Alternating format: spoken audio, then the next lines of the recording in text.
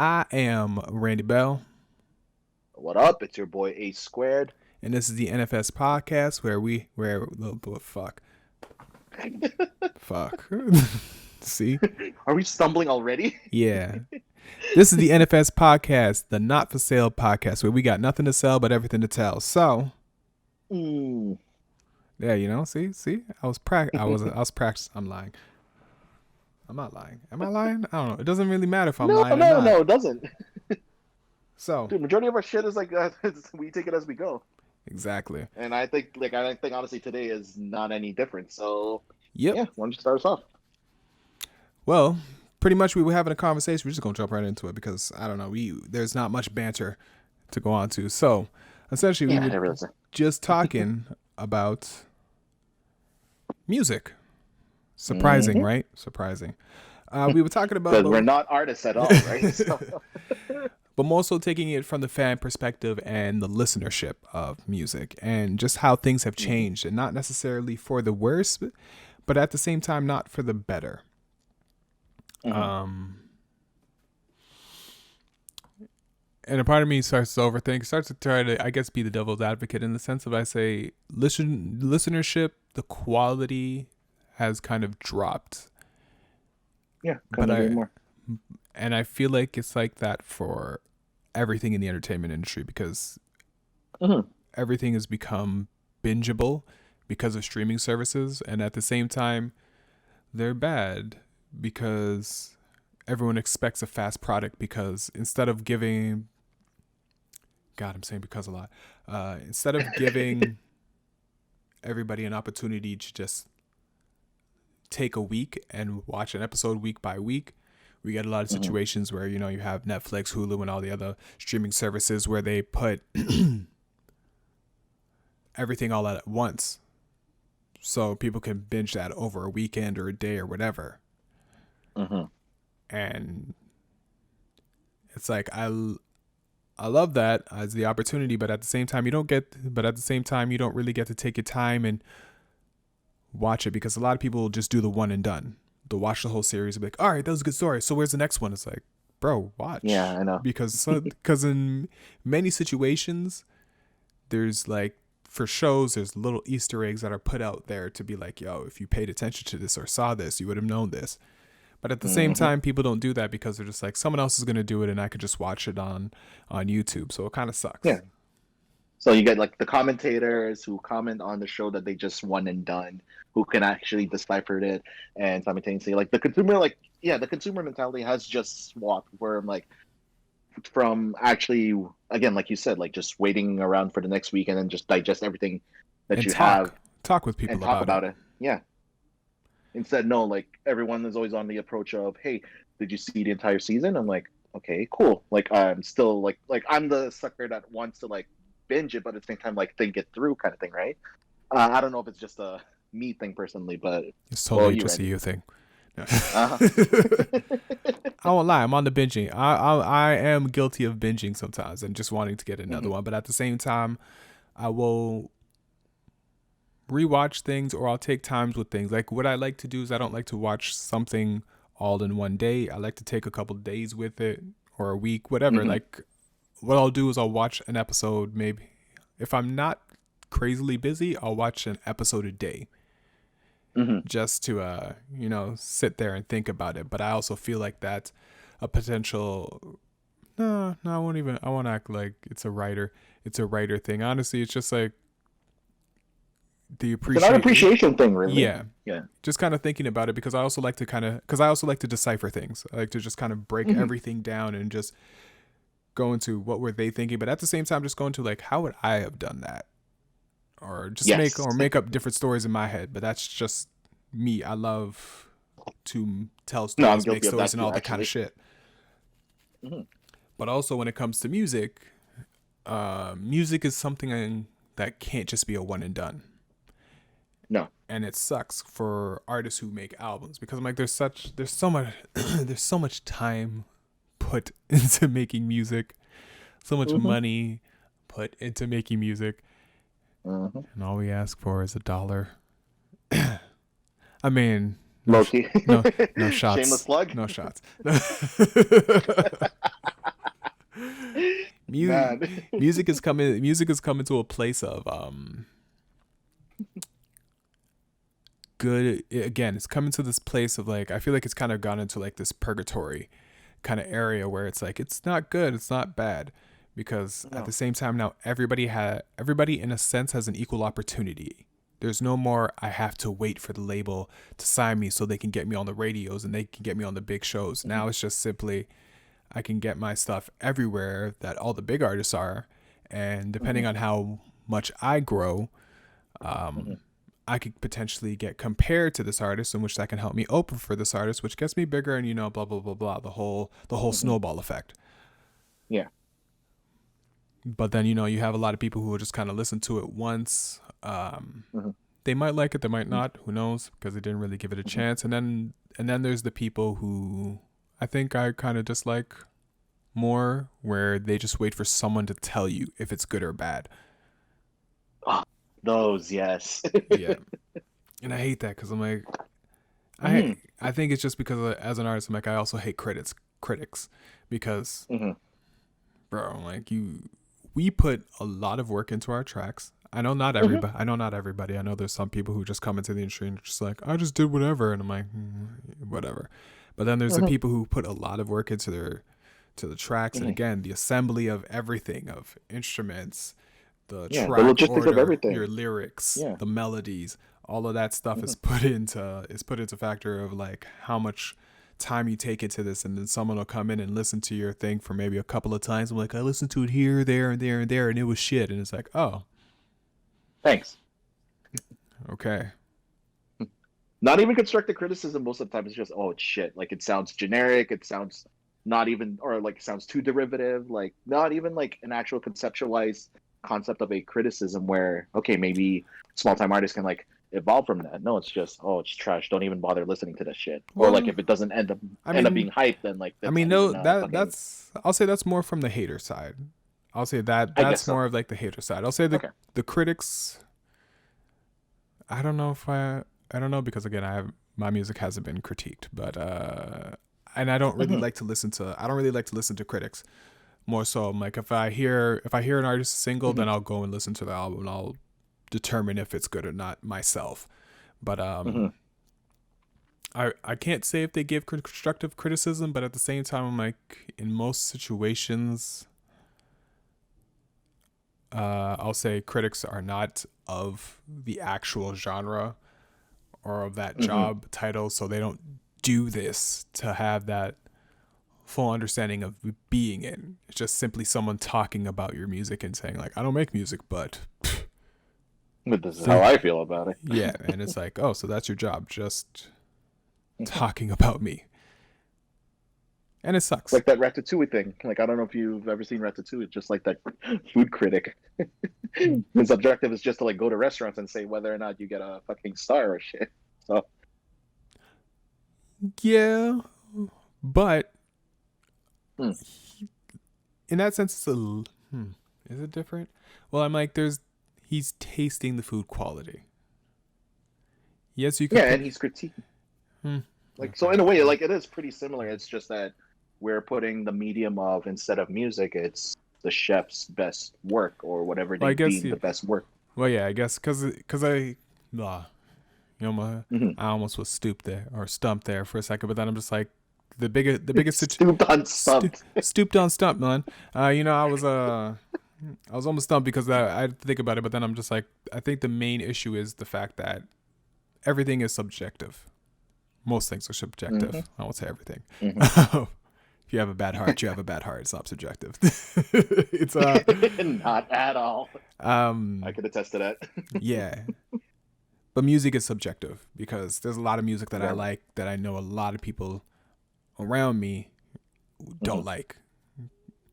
I'm just like, I like listening to this, so I don't really care if you don't like it. It's your prerogative. I don't know. I just feel like I just hate when I see people that are just kind of like, yo, make this music, man. Just make the music. Like, look at the Rihanna situation where everyone's kind of yelling at Rihanna to make it. And it's one of those questions. Is she even in it? Does she even really care to? Because at the same time, it's like you try to force an artist to make something. And if they're not in it, then the quality is not going to be there, and you're going to notice it. Mm-hmm. And instead of being like, damn, I feel bad about forcing her to do this, it's kind of like, Mm-hmm. oh man, that was trash, do better. You're just like, what the fuck? Oh my god. My dude, man. The times I hear all that shit, man, it's just like, okay.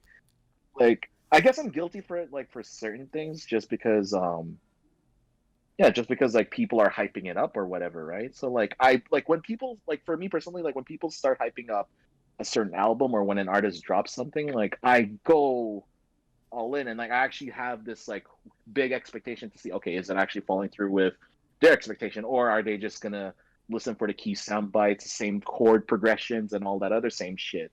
And then, like, they think, oh my god, it's good because they did it, kind of shit, you know? Hmm. Like, Yeah. I go in personally as a bigger thing because, like, I want to know what their mindset is with the project involved, and Yeah.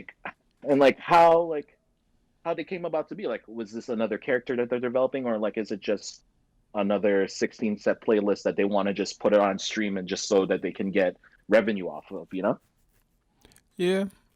At the same time, I know there's always the issue also of labels, Of course, goes without saying.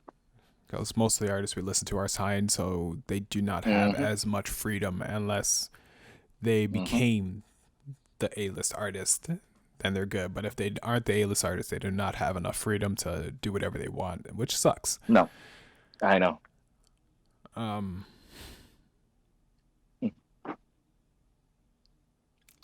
All right. Well, time to wrap it up and end the podcast, guys. It was great. You got um, nothing out of that one, huh? I don't know, man, because I'm just like, what am I doing? Like, I don't know. It's just kind of like, what are we doing? Like, I'm just like, all right. The conversation was cohesive earlier. It's kind of like, yeah, listenership, and it's just like, I guess, With Dragon now. Mm-hmm. I guess the only thing I say is I'm like, I would hope, because I can't tell anybody anything. I only can hope. I only can suggest. Take time and listen to music, Mm-hmm. like really listen to music, because I know when it came to me, only it's bad because I say when I got into music, it was more so high school, and when I actually started like doing music is when I actually started taking it in more. Because I'll say like the Mm-hmm. one album that I really took in for the first time was Kid Cudi's album. Yeah. And when I first actually started listening to those lyrics, it was just like, because I've been jamming with this album before, because I was jamming with that album for a good while, and it was just like, shit.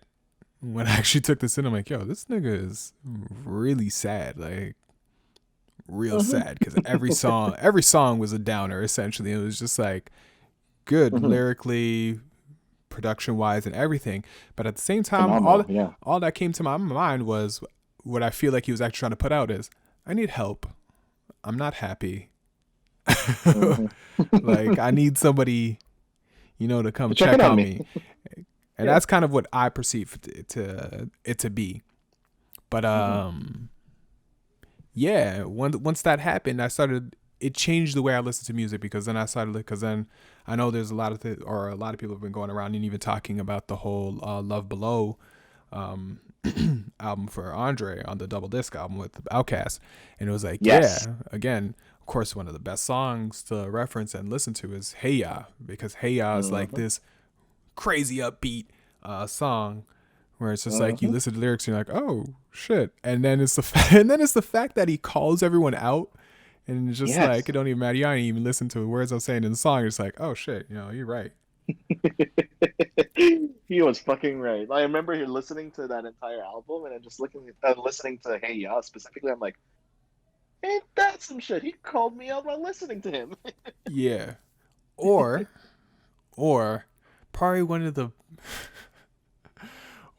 best songs, because like everyone makes the joke about it, but it's like, yo, for real, nobody actually like, I don't think anyone actually really cared what they're saying, because this track is too much of a bop that I don't care. Was City High's I think it was What Would You Do. I don't know if you remember that song, Ooh. where it was like, yo, bro, Yeah, yeah. I don't think anyone really took that song in. Like it was just It was too like that groove on it and everything was just too great, and it was just like, bro, nobody's actually really taking this in. Like we all kind of took it in. It was like, yeah, what would you do? Anyways, I'm gonna go get some pussy and listen to this song. I was like, nigga, wait, what? Whoa. Did you listen? Like, I don't think y'all are really taking in the lyrics on this shit. This is another truly sad song. Yes. On a woman who's having to sell herself to take care of her children. Like, bruh. Yes. We had some really messed up times, and that's why I'm like, I won't necessarily blame the old generation or the new generation, because like we did have it in the old generation. We just had no choice to wait. That was the only difference. So at the same time, you had to listen to quality. But I'm like, but at the same time, I feel like that's the old side, but the old side of me that's like, we don't listen. But then again, we had Outkast, we had City High, we had a lot of these sad ass songs. I'm like, did we ever truly listen to music in that sense of like really taking time to listen to what these artists are saying? Because City High was in the 90s. Was it the 90s? I think so. Yeah, I could quote you on that one. Let me see my trusty fact checker. So yeah, I wonder. Because we have because essentially you have the top 100 people, top 100 or top 40 listeners who just listen 90s, to whatever. Okay, yeah, good, thank God. I'm like, fuck, I can't remember. I just remember it came out. I was a kid. Late 90s, yeah. I was a kid back then, but yeah. I remember hearing that. I was like, ooh. What would you do to someone like how? You know that? all that shit. And it's like, yeah, you just jamming. Oh my goodness. Like I'm just trying to grind on a girl, and I'm like, like this is where everybody gets their insensitivity from, because it's like, yo, bro, everyone's just trying to grind on each other while listening to this person talk about their problems, and no one gives a fuck. My goodness, my dude, man. and you know what is like when that change came, I don't know, I guess I pulled the wool over my eyes to think that years later when I did my first mixtape, sad ass mixtape called My Affliction, I thought people would think the same way I did when I listened to Kid Cud's album, when it was like, I am sad here, and I presented these songs, and like the way people reacted was not the way that I thought they would react. At the same time, I don't know if I was happy about it. I was gonna say at the same time I was happy about releasing My Affliction, or I was happy about releasing My Affliction. I was happy about the impact to a degree, but at the same time I wonder, I'm like, I feel like it was a bittersweet moment, because it was one of those things like, hey guys, I need some, like, through music I need some help. Like, I'm feeling really down and going through a lot of bullshit, and then it's just like everyone calls, yo man, I love Till I'm Gone. I'm like, are you okay? Because we would I'm asking him, are you okay? I'm like, because I know what these songs are about. And it's hard for these songs, to me, it was hard for these songs to be misinterpreted, because the fucking hook was, I'm drinking until I fall over, got no need to ever be sober, still waiting for the day to be done, till that day I'm gonna be so gone. But it was just, but everybody loved the melody of it more so than anything, because I'm just like, yeah, that's what everyone kept saying. And like I am drinking until I fall over, got no need to ever be sober, still wait. Nigga, don't sing on it, because you're fucking me up. There's a delay. Right. I'm so sorry. I forgot. I thought we were in the same room. This nigga. Either way, that was a melody. That's pretty much what everyone remembers up to. Nobody kind of remembers the darker parts as it goes on. They're just like, yeah, I remember, because no one would actually remember that it was called Till I'm Gone. Everyone was just like, yeah, I remember the drinking song. Yeah, I'll drink it till or whatever. And I'm like, and it bothered me so much. And it bothered me so much that people liked that song in the way that they did, because it was like, you're not supposed to like it like it's a jam to go to a club to, or, you know, it's a sad song. don't like it like this. Understand it. But no, but at the same time, I wasn't telling anybody to do that because I was like, I still need you to like my shit and play me and suggest me to people. So it's this, It's the Artist Agony kind of mentality, yeah, you know what I mean? exactly. It's this point of like, I need to sell records, but at the same time, I would love for you to understand what I'm talking about in the art and my pain. And it's just like, yeah, I made a masterpiece. So and you'll say the song, you'll say to one person, this is priceless. I don't think I could ever sell this. And then someone comes with $1 million and rent's about due. Mm-hmm. $1 million is looking pretty good. Your art's suddenly not that priceless anymore. Like a piece of your soul, because like I remember like yeah, every single like song I've ever made, like I've always had a piece of my soul to it because like I've associated a screenshot or like lack of a better like a flashback to what I was going through when making this song, and I can understand where you're coming from. So like when you told me about the entire My Affliction album, I'm like, I was the first one who said, "Dude, are you okay?" Not at all. And then I knew that because like at the time, like that was the first time I was 2 provinces away when you were telling me about the making of My Affliction, and I'm just like, huh. Well, you So this just is knew what. about all the things where my Mhm. affliction essentially came from. Like you already knew the Yes. story, so it was like it was what it was. Like at the same time, I'm not gonna act like, oh man, buried my heart out. No. I'm not happy about this project. Like I was hyped because again, like I had 2 songs. This is when I was taking my switch to singing, and I was hype about a lot of the songs I was singing and Hmm. doing because it just it felt good. But at the same time, I was one of those things where I was hoping a lot of people would take in, Hmm. yes, The pain you were going through. the first layer of it, yeah, the beats, the melodies, and whatever. But then I was hoping that people would really listen and take in the lyrics, what's being said. Hmm. Because at that time, I'm I like, this remember. shit was like, it meant Mhm. something to me, and I'm like, okay, I kind of hope that when people listen to this, they really understand, and so there was Like, people who did relate, but at the same time, mhm. there were a lot of there was the masses that were just kind of like, yeah, Yo, it man, is, this beat's hype. yeah, I like this track, and it's like, or like it was just like you only listen to that skin deep part of it, where it's like you only scratch the surface of what this is Hmm. about. Hmm.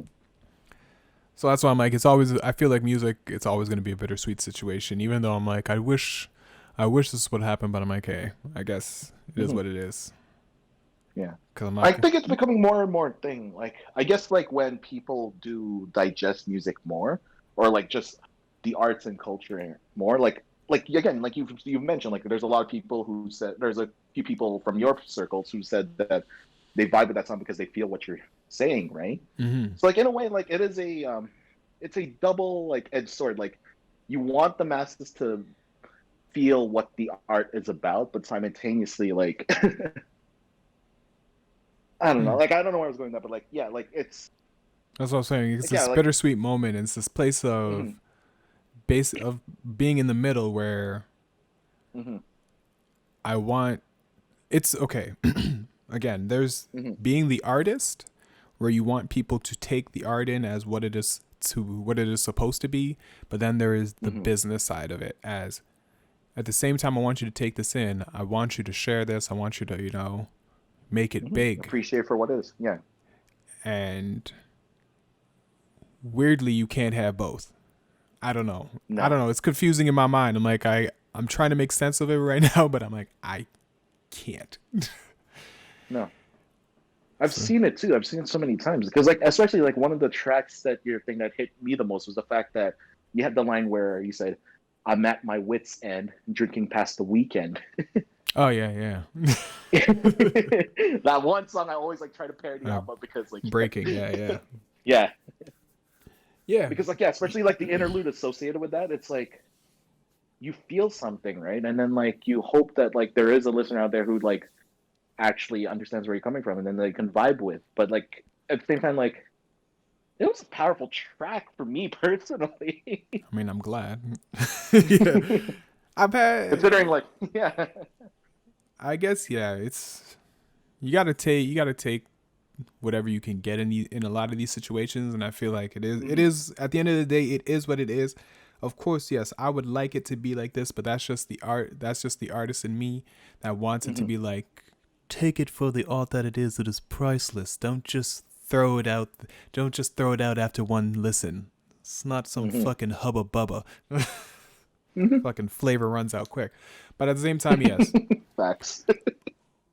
artists have a little side of being pretentious because yes, we want our art to be considered art, but at the Hmm. same time, there is the business aspect, and we are trying to sell it. So Yeah.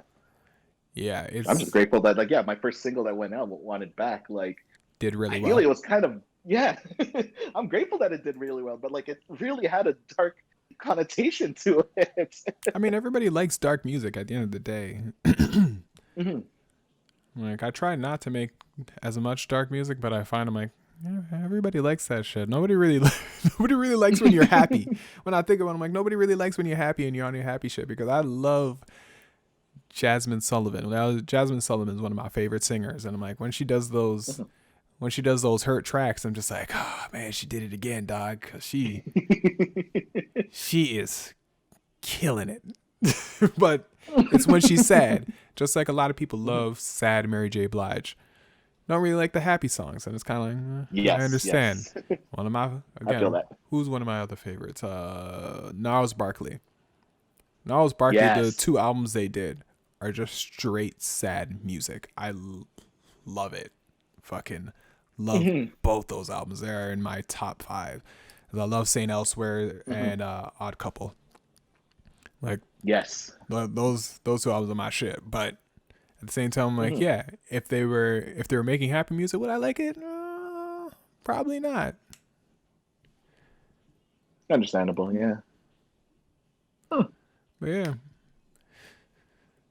I don't know. This conversation, I feel like it didn't really go anywhere. I hope someone took something from it. Yeah. Well, if you want, like, yeah, let us know in the comments down below, like, what is this feel good or like this feels the album that you don't think people appreciate truly for, you know? Like, I wanted to hear, like, I honestly want to hear what other people Huh? have, like, or yeah, what other people Okay, perceive. What? okay. Let's make this a better question, because I don't. Yeah, yeah, yeah, I yeah. honestly No, didn't no, go for it. understand that. Yeah, yeah, yeah. How do you listen to music? There we go. Yeah. Are you a one and done person? Or are you one of those people who likes to take in everything, the track orders, the lyrics, the beats, how they all kind of coincide with each other and all that kind of stuff? Like, do you like to actually dive deep into an album, or are you a person who just kind of likes to listen to the singles and just listen to a song, kind of quickly or whatever? Honestly, neither is bad, because as an No, artist, we are getting the plays. We're thankful for it. We would love for people to grateful for actually it. Yeah. relate, but it is what it Hmm. is. You got to take whatever you can get. But Hmm. yeah, how do you listen to music? New question of the day. Da-da-da-da. Uh, so this is gonna be one of the shorter podcasts today, because honestly, we have been busy doing a lot of our own things that we haven't been able to keep up with the culture or have many topics to talk about. I know we're only on the 3rd episode, but it happens Mhm, sometimes. We're busy. I'm working on a project right now that I can't talk about because, you know, mhm. A Square's Yeah, I'm doing slowly. his stuff, so he can't really talk Yeah. about it right now. But things are coming. Things are Oh, they coming. definitely are. Yeah. Just give us time. Yeah. Well, in theory, like when we've done this or like yeah, when we air this third podcast, we would have had like 21 days worth of content. Really, like we've done this for 3 weeks now, so I'm pretty grateful that we have. Like I'm glad that we stuck through this and just I'm keep not, doing this. I'm not gonna celebrate on the 3rd one. No, I'm gonna, not. I'm gonna, I'm gonna wait till we make like a substantial number, because 3 weeks is like, yeah, we did this, 3 times, and then we quit. No, Because then I wasn't that. I mean, it sounds like a pre-celebration to be like, right, we did 3. Like, nigga, at least celebrate 5. I mean, at least or don't celebrate 5. Be happy for 5. Make it to 10. Then make it to what we're trying to actually make it to. But Okay, cool. but either way, yes. I guess take it as a good thing that we did the 3 so far, but we'll be back again Oh, no. next week. Oh, definitely. All right. I've been A Squared. I am Randy Bell. This is the NFS podcast where we have nothing to sell but everything to tell. All right. Peace. Peace easy.